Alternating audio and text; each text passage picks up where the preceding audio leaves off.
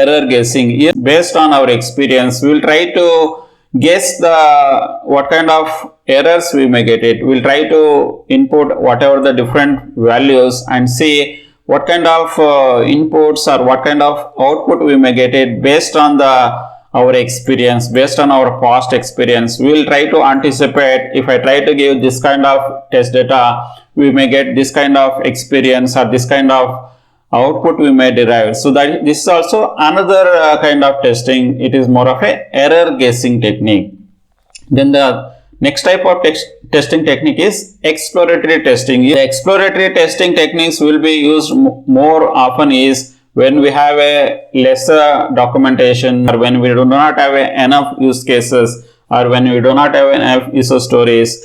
Then we will try to adopt the exploratory testing, as well as when there is a lack of time and there is a lot of time pressure available within the project. Even that is the situation, we will be using exploratory design techniques. And also this exploratory testing, normally this testing won't be done independently, but this needs to be done in complement with the other design techniques and other way of other formal testing as well. This exploratory testing, basically it will ensure to find out the very serious defects as well.